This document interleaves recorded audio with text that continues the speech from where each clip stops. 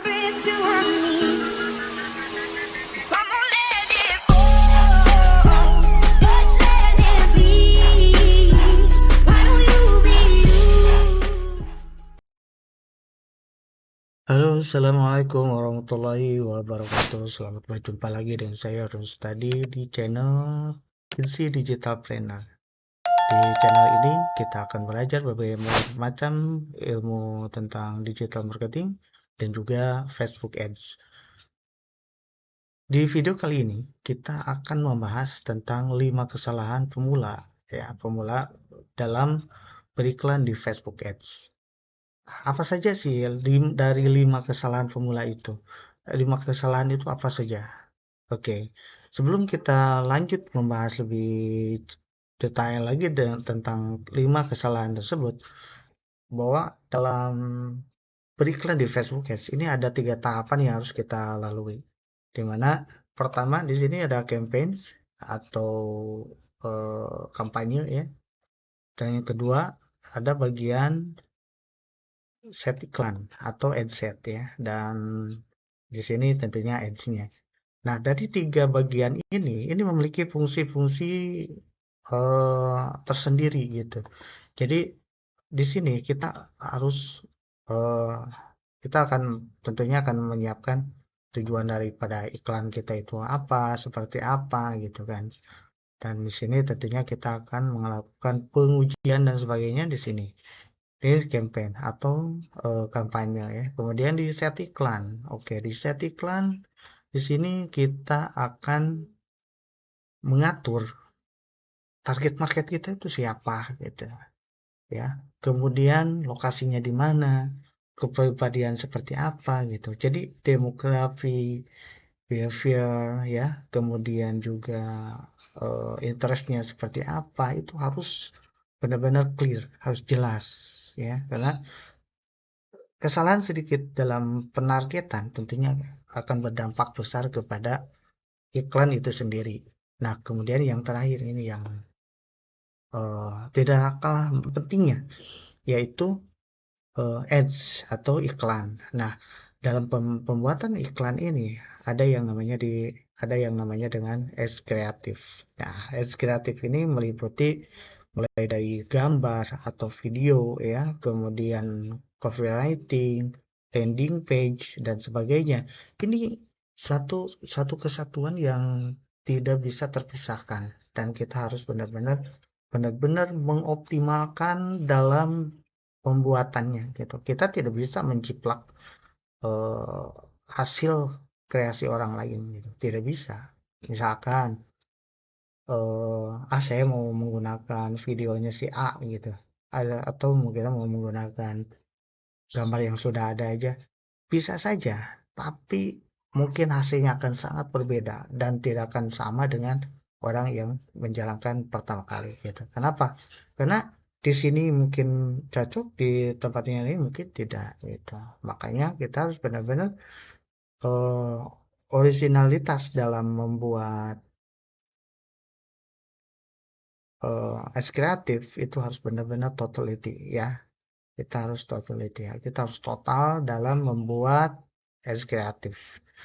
Kalau kita sudah asal-asalan di awal, tentunya itu akan menjadi sebuah bumerang bagi kita. Nah, makanya apa kesalahan yang sering dilakukan oleh para pemula tersebut? Yaitu yang pertama tidak paham tujuan beriklan. Nah, di dalam campaign ini kita akan disuguhkan beberapa pilihan. Iklan kita itu mau seperti apa? Apakah untuk penjualan atau mungkin kita untuk mencari respon, interaksi, atau juga mungkin eh, untuk mendatangkan orang untuk mendatangkan traffic dan sebagainya. Dan di situ kita harus benar-benar jelas tujuannya. Ya. Dan kalau kita tidak memahaminya,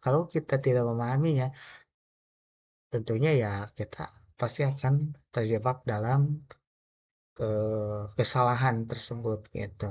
Dan kebanyakan mereka ketika beriklan, mereka tidak memahami dari yang namanya tujuan iklannya tersebut. Itu yang pertama. Nah, kemudian yang kedua, tidak mengenal target market. Nah, makanya tadi kenapa di sini ya, nah di set iklan, di sini kita harus benar-benar clear ya. Oke, kita buka dulu di sini. Kita harus benar-benar clear dalam menentukan target market. Karena di sini seperti misalkan di sini mulai dari lokasi ya, lokasi, kemudian umurnya berapa, kemudian produk kita itu untuk kepada siapa, apa hanya untuk ke wanita saja atau mungkin hanya untuk laki-laki atau bisa laki-laki dan perempuan ya, seperti itu. Makanya kita harus bisa menentukan di sini target marketnya harus jelas, harus benar-benar clear gitu di sini. Dan kesalahan di pemula, mereka mengabaikan yang penting jadi gitu, yang penting eh ada saya mah mungkin produk saya mah ini ini eh, cocok untuk semua orang gitu. Untuk itu salah banget ya. Karena kita harus benar-benar memvalidasi target market kita itu harus benar-benar sedetail mungkin. Supaya apa? Supaya kita itu benar-benar tepat gitu. Jangan sampai gini, seperti misalkan ketika kita menawarkan sebuah obat, udah tahu gitu orang ini sakit kepala, ya. Tapi ini malah dikasih obat mules misalkan, kan gak nyambung gitu. Ya sama-sama sakit, tapi beda sakitnya gitu kan. Nah, ini harus benar-benar clear gitu dalam mentarget market kita ya. Dan kesalahannya ya tentu mereka yang pemula tuh lebih kepada ya asal target aja lah gitu. Masalah rezeki Allah yang atur ya memang betul, tapi ya kita harus benar-benar mengoptimalkan ikhtiar kita gitu kan. Nah, kemudian yang ketiga adalah tidak mengoptimalkan dalam menyiapkan edge kreatif. Nah, ini yang di sini ya, yang di dan nah ini.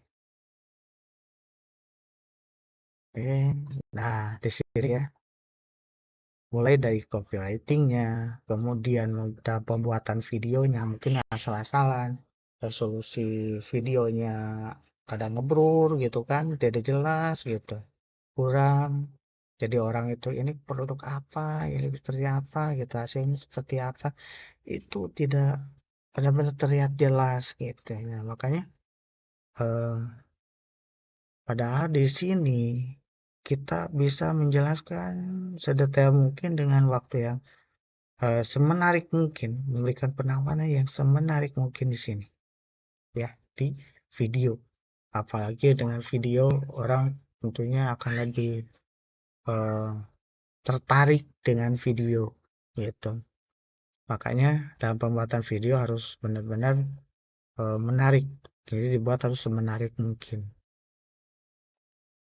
gitu. Ya, kemudian copywritingnya juga harus benar-benar yang powerful, gitu. Gak bisa asal-asalan gitu.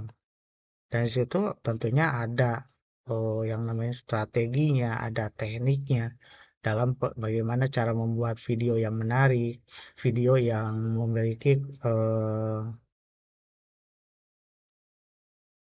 memiliki konversi yang tinggi gitu ya. Kemudian dalam landing page juga itu harus benar-benar antara copywriting, video ya, kemudian call to actionnya gitu, tombol call to actionnya mau seperti apa gitu, ambil promo atau apalah gitu. Jadi harus benar-benar nyambung gitu. Jangan sampai di copywriting tentang promo, terus di video tutorial, call to actionnya selengkapnya, aduh gak nyambung banget. Nah itu tentunya akan eh, kemungkinan iklan eh, bisa berhasil atau tidaknya itu sangat minim sekali gitu. Nah kemudian mereka itu terkadang karena belum tahu gitu, belum paham, akhirnya apa? Tidak sabar dalam menjalani proses beriklan. Padahal dalam beriklan itu ada tahap-tahapan yang harus kita lalui, ya. Mulai dari pembuatan kreatif, kemudian meriset target market dan juga memvalidasi produk kita gitu kan. Itu harus benar-benar bisa real, itu kan harus benar-benar serius gitu kan. Gitu. Kemudian juga ketika beriklan gitu kan kita gak mungkin gitu. Ketika sekarang iklan langsung yes gitu kan langsung berhasil. Tidak. Ada prosesnya, ada tahapannya yang harus kita lalui. Nah, kebanyakan mereka itu tidak sabar. Nah, akhirnya apa? Aduh, ini harus sampai berapa lama lagi kita beriklan?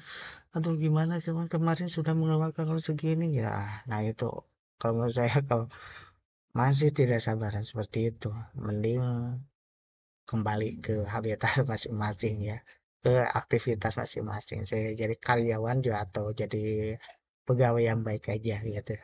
Karena kalau kita balik ke Facebook kan itu kaitannya dengan berbisnis. Dan ketika kita mau menjalankan bisnis, kita harus benar-benar totalitas dalam berbisnis. Gitu. Kita jangan takut untuk ragu, apalagi untuk rugi gitu kan.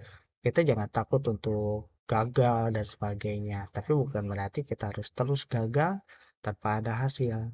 Nah, supaya bisa bisa mendapatkan hasil, tentunya kita harus dibarengi dengan kesabaran, ketelatenan, dan juga keseriusan. Ya, seperti itu. Nah, terakhir, ketika kita sudah menjalankan iklan, tentunya kita harus tahu ya bagaimana iklan kita itu apakah bagus atau tidak. Kemudian apa yang kurang dari iklan ini gitu. Dan kita harus tahu, kita harus paham ya alurnya itu seperti apa. Misalkan ini banyak kok orang yang klik ke tombol call to actionnya, tapi kenapa nggak ada penjualan? Nah, seperti itu. Atau mungkin oh,